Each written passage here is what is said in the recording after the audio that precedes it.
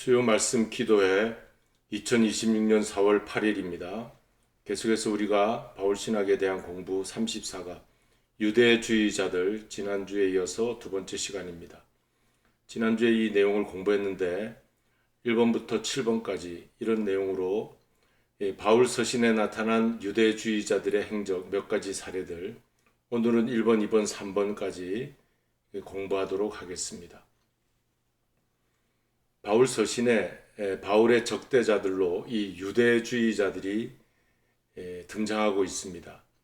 유대로부터 어떤 사람, 야고보로부터 어떤 이들, 다른 복음 전하는 자, 손할례당, 배를 신으로 섬기는 이, 영광을 자신의 부끄러움에 두는 이, 지극히 큰 사도라고 하는 속이는 일꾼, 이런 이름들로 서신에 등장하고 있는 저들은 바울의 복음, 곧 예수 그리스도 은혜의 복음을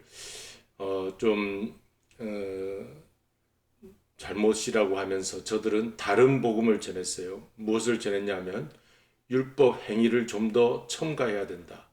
곧 할례를 시켜야 된다. 이런 율법을 강조하는 저들이었습니다. 그러나 사도 바울은 저들을 예수 그리스도의 십자가를 이제 무색해하는 헛된 일로 만드는 그런 것이라고 하면서 단호하게 저들을 책망하였습니다.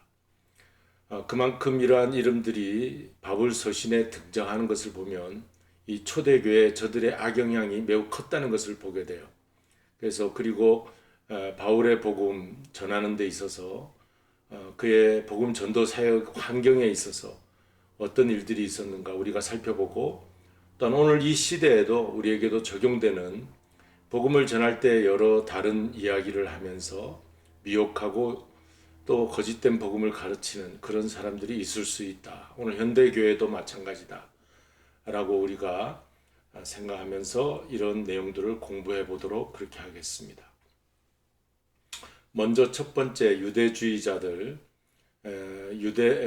바울 복음을 적대한 유대주의자들 첫 번째는 유대로부터 온 어떤 사람들이 있었다는 것입니다. 사도행전 15장 1절 사도회의가 열리는 계기가 되었죠.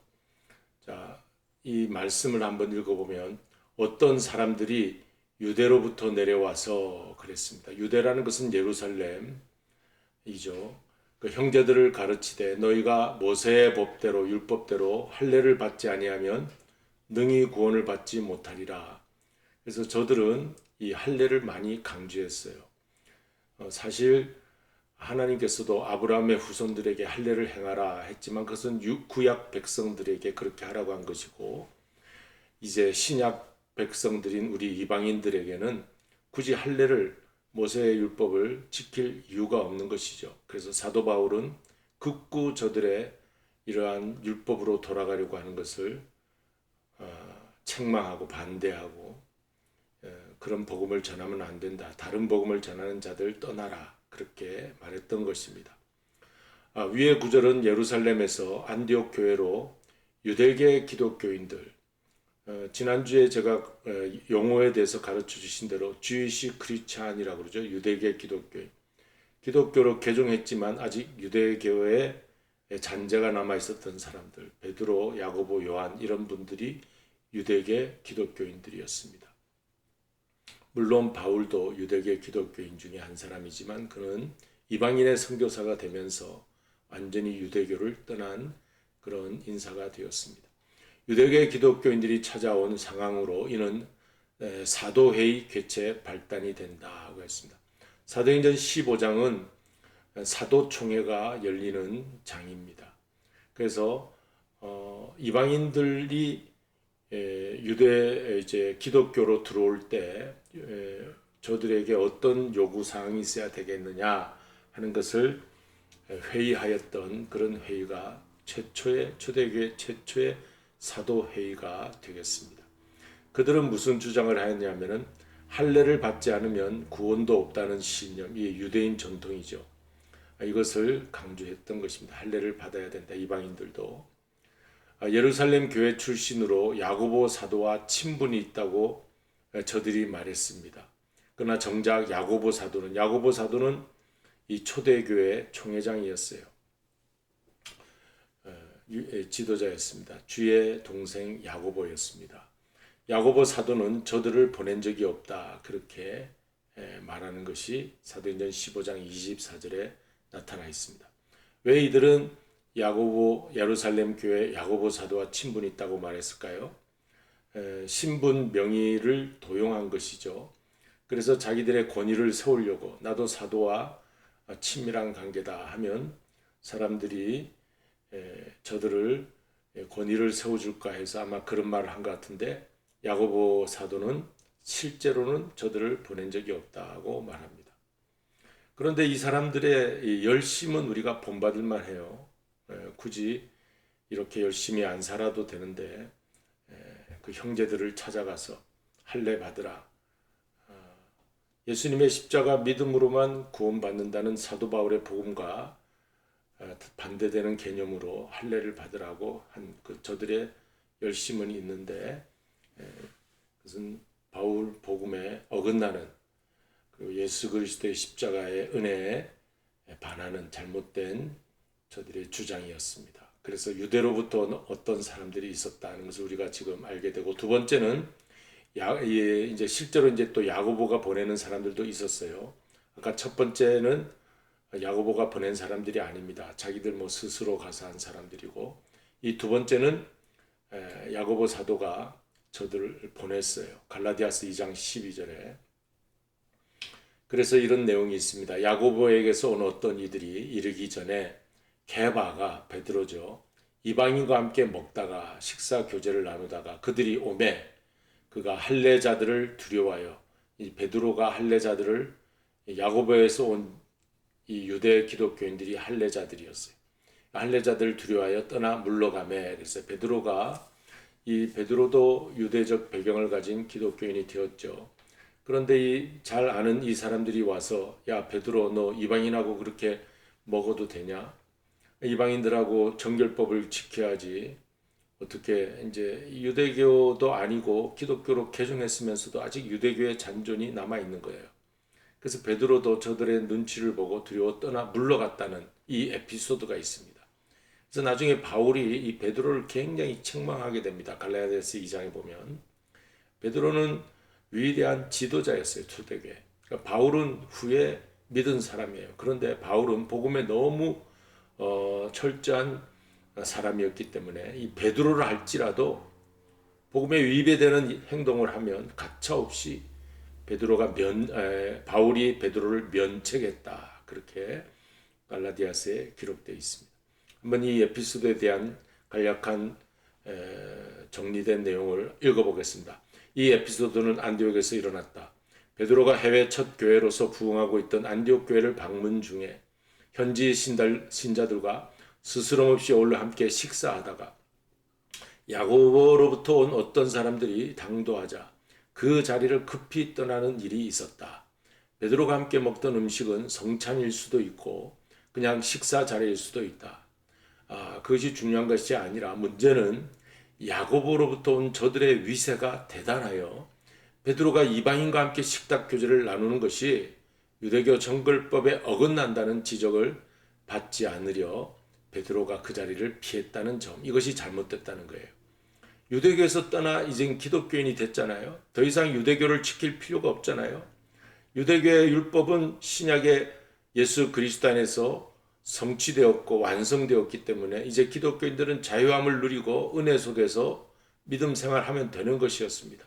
구태여 정결법을 지킬 필요가 없는 거예요. 그러나 유대교의 잔존이 남아있었던, 전통에 매여 있었던 유대적이자 곧 유대적 기독교인들은 왜 이방인들하고 정결법에 어긋난 식사를 함께 하느냐, 베드로를 지적했어요. 그래서 베드로가 눈치를 보고 그 자리에 일어나 슬쩍 자리를 피합니다. 그러니까 나중에 이 사실을 알고 바울이 베드로를 면책했다. 면전에서 책망했다. 베드로는 바울보다 더 수제자요, 예수님의 직제자, 바울이 책망할 만한 인물이 아니에요. 그러나 복음의 확신에 찼던 바울은 이 복음이 중요하기 때문에 사람이 누군지, 그가 누군지 중요하지 않아요. 그가 예수의 직제자, 수제자인 것이 중요한 것이 아니라 이 복음, 예수 그리스도의 십자가 은혜의 복음을 그르치는 사람은 누구든지 책망받아야 된다는 그런 바울의 확신이 있었던 것이죠. 그래서 우리가 바울 신학을 공부한다는 것은 바로 이런 것을 공부하는 겁니다. 바울의 복음은 얼마나 믿음을 강조했던가. 갈라디아서에 보면 다른 복음은 없다 그랬어요. 이제 세 번째 부류가 나오는데 다른 복음을 전하는 자들이 또 있었어요. 갈라디아서 1장 6절 8절 갈라디아서는요. 율법이 아니라 자유, 은혜, 자유의 복음, 은혜의 복음을 강조하는 것이 갈라디아서입니다. 그래서 바울의 아주 강한 복음에 대한 확신이 갈라디아서에 기록이 되어 있어요. 자, 우리 한번 읽어보겠습니다. 1장 6절 8절 그리스도의 은혜로 너희를 부르신 이를 이같이 속히 떠나 다른 복음을 따른 것을 내가 이상하게 여기노라. 다른 복음은 없나니 다만 어떤 사람들이 너희를 교란하여 그리스도의 복음을 변하게 하려 함이라. 우리가 구원받는 것은 그리스도의 은혜로 그리스도의 복음을 믿음으로 은혜를 받는 구원을 받는 것이지 어떤 다른 복음은 없다. 다른 복음은 뭐냐? 다른 복음이란 십자가의 은혜 이외에 다른 방법으로도 하나님의 의를 얻을 수 있다는 가르침. 곧 다른 복음 속에는 율법이 들어가 있겠죠. 그래서 갈라디아서에는 평소 바울의 언행이라고 보기 힘든 수준의 거친 언사들이 많이 등장하는데 바울은 그만큼 자기가 전하는 복음 그리고 좀 외람되지만 바울은 나의 복음이라고 했어요. 나의 복음. 예수 그리스도로 직접 받은 나의 복음. 다른 복음을 전하는 자들을 아주 책망하였습니다. 그만큼 우리는 바울 신학을 통해 우리가 바울의 복음을 공부하는 이 시간에 왜 이렇게 중요한 것이냐면 이 바울이 전하는 이 복음은 그리스도의 은혜로 십자가 은혜로 우리가 오직 의로워진다. 우리가 구원받는다. 그 내용이 있다는 것입니다. 그러니까 우리는 복음이 뭐냐 할 때 십자가와 부활의 복음 그리고 바울이 전한 복음 그것이 우리가 믿는 복음, 전해야 될 복음이라는 거예요. 이렇게 하나님이 정리해 주신 거예요. 어떤 다른 복음을 전하는 유대교에 영향받은 유대주의자들의 복음을 하나님께서는 밀어내시고 바울이 전하는 의의 복음, 은혜의 복음만 전하도록 우리 신약에 그렇게 남겨두신 것입니다. 그래서 바울이 어떤 저주와 독설을 하는가 보면 갈라디아 1장 8절 3절 10절 바울이 전한 복음 외에 다른 복음 전하는 자에게는 저주가 있을 것이다. 그래서 보통 저주라는 말 잘 쓰지 않잖아요. 우리가 남에게 어떻게 저주한다고 그래요. 그러나 이 다른 복음은 우리를 완전 멸망시키고 우리를 저주 가운데 망하게 하는 것이기 때문에 이 다른 복음 전하는 것은 저주받을 일이다. 하나님과 완전히 끊어지는 일이다. 그렇게 바울은 강하게 책망하였습니다. 그 다음 독설이 있잖아요. 어떤 독설? 갈라디아 5장 10절 너희 다른 복음을 전한 너희들은 그리스도의 심판을 받게 될 것이다. 그래서 심판받는다. 그만큼 바울은 자기 복음 전하는 것에 확신에 찬 사람이었습니다. 오늘 우리도 이 시대에 내가 믿는 복음, 내가 전하는 복음에 확신에 찬 사람이 되어야 되겠습니다. 논리적으로 만일 할례 등 율법을 지켜야 의로울 수 있다면 의롭다는 건 하나님과의 관계가 바로 된다는 그런 justification의 의미가 있습니다. 여기 의롭다는 말은요. 항상 신약 성경에서 의인을 말하고 의를 말할 때는 하나님과의 바른 관계를 말해요. 하나님과의 바른 관계.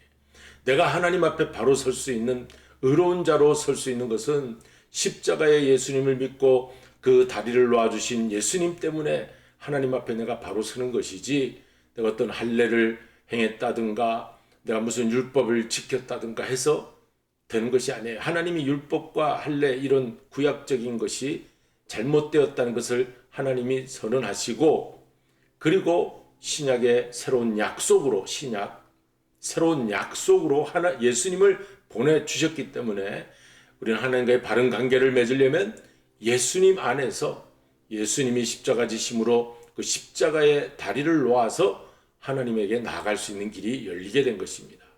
이게 우리의 복음이에요. 십자가 복음. 여기에서 우리는 물러설 수 없습니다. 그래서 이 십자가 복음을 잘못 가르치거나 전하지 않는 그런 전도자가 있다면 우리 단연코 잘못된 것이다. 하나님의 저주와 심판을 면하지 못할 것이다. 그래야 될 것입니다. 왜 예수 그리스도께서 굳이 십자가에 달려 죽으셔야만 했는가? 율법으로 의로워진다면 예수의 죽음은 헛것이 되고 만다 그랬어요. 율법만 지키면 되지 왜 예수님이 십자가를 지시고 죽었냐? 이것이 안 되니까 예수님이 십자가로 대신 율법을 완성하고 삶 안에 부활하심으로 우리에게 생명을 주신 거예요. 하나님 만나는 길을 열어 주신 거예요.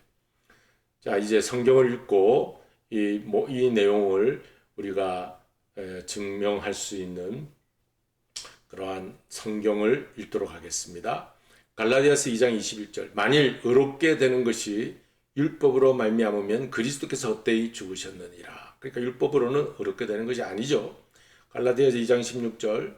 사람이 의롭게 되는 것은 율법의 행위로 말미암음이 아니요 오직 예수 그리스도를 믿음으로 말미암는다. 이 갈라디아서에는 이 계속 율법이 아니라 오직 믿음이다. 오직 예수 그리스도의 은혜를 믿음이다. 갈라디아 5장 4절. 율법 안에서 의롭다함을 얻으려 하는 너희는 그리스도에게서 끊어지고 은혜에서 떨어진 자로다. 야, 이 정도만 했으면 이제 율법이 아니라 은혜다.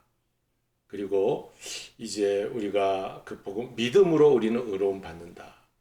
오직 의인은 믿음으로 구원을 받는다는 말씀도 있잖아요.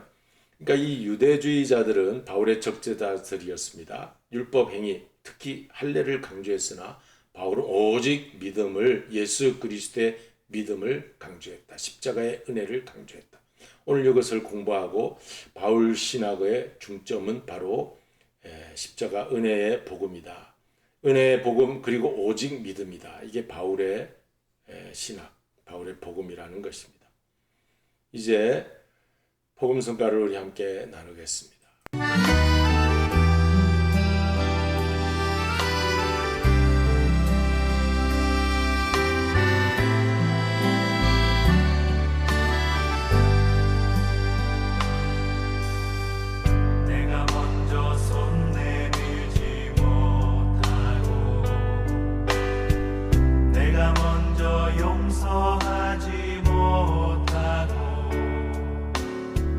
내가 먼저 웃음 주지 못하고 이렇게 머뭇거리고 있네.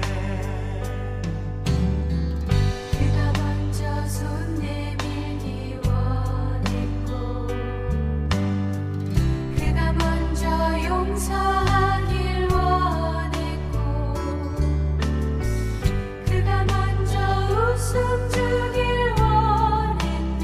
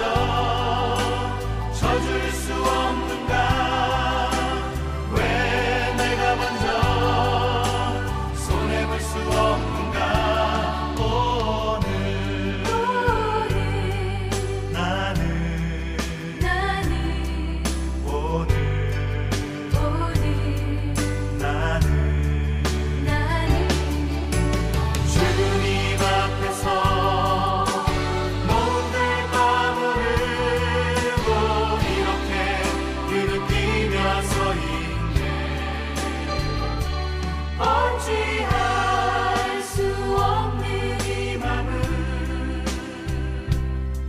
주님께 맡긴 채로 어찌할 수 없는 이 맘을 주님께 맡긴 채로 추악한 나의 욕심이여